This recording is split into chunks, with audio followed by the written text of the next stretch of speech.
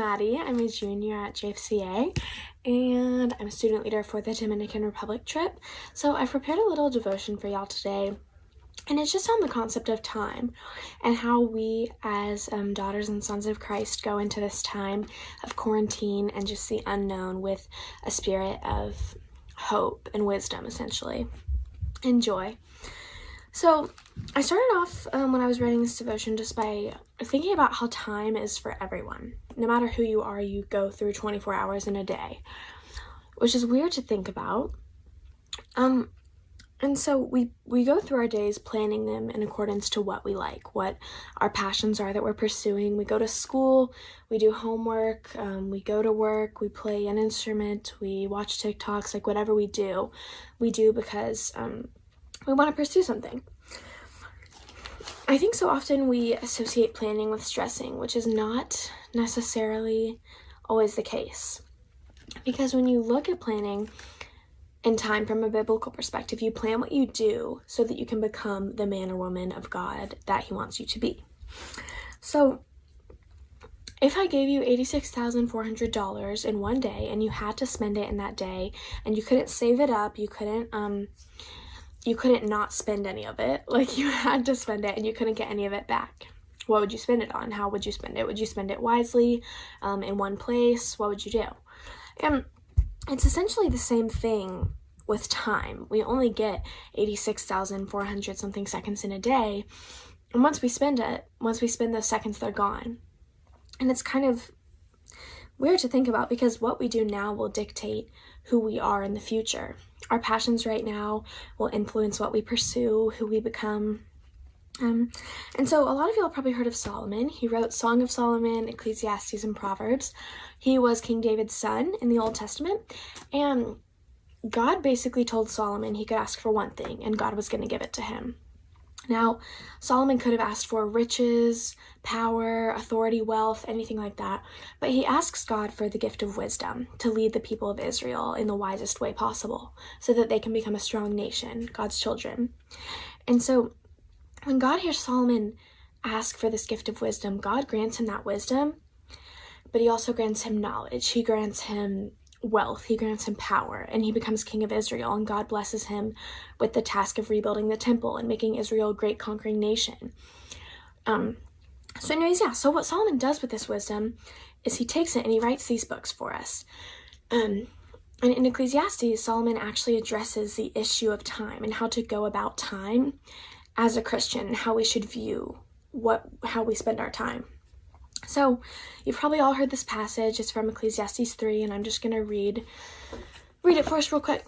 So it says, "For everything there is a season and a time for every matter under heaven, a time to be born and a time to die, a time to plant and a time to pluck up what is planted, a time to kill and a time to heal, a time to break down and a time to build up, a time to weep and a time to laugh, a time to mourn and a time to dance, a time to cast away stones and a time to gather stones, a time to embrace and a time to refrain from embracing, a time to seek and a time to lose, a time to keep and a time to cast away, a time to tear and a time to sow, a time to keep silent and a time to speak, a time to love and a time to hate, a time for war and a time for peace." And going on to verse 9, "What gain has the worker from his toil? I have seen the business that God has given to the children of man to be busy with. He has made everything beautiful in its time. Also, He has put eternity into man's heart, yet so that he cannot find out what God has done from the beginning to the end. I perceive that there is nothing better for man to do than to be joyful and to do good as long as they live." So in verse 9, Solomon's asking, what gain has the worker from his toil? Like, we go through all these seasons. We know God has given us these seasons, and they're all blessings because we know that God works everything together for the good of those who love Him.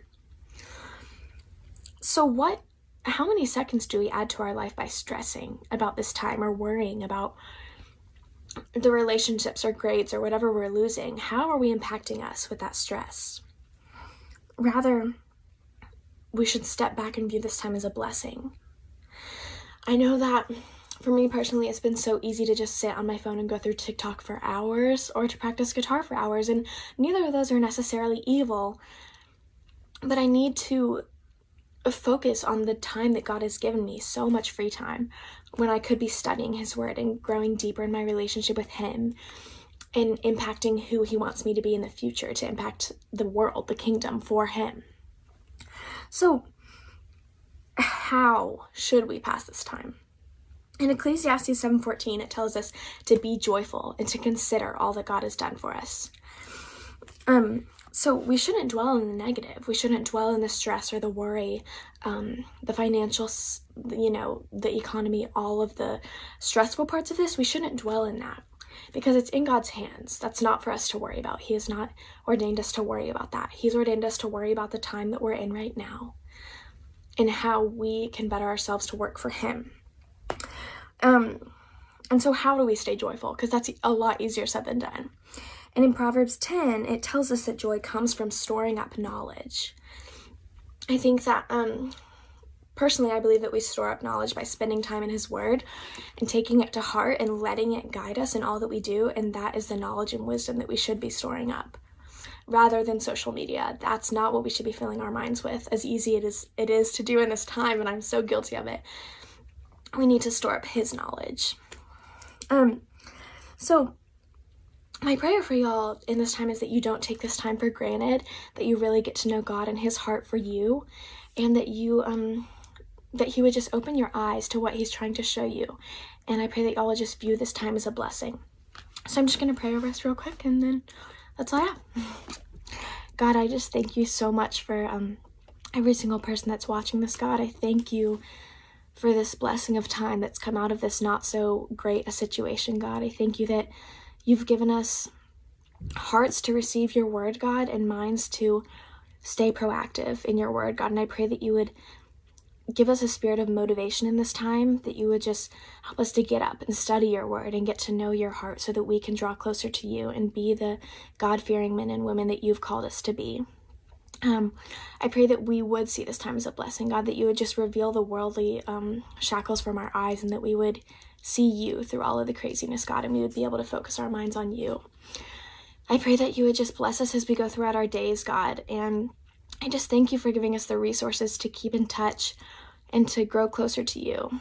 And I just pray that you would bless us in all that we do and help us to honor you. And it's in your holy name I pray. Amen.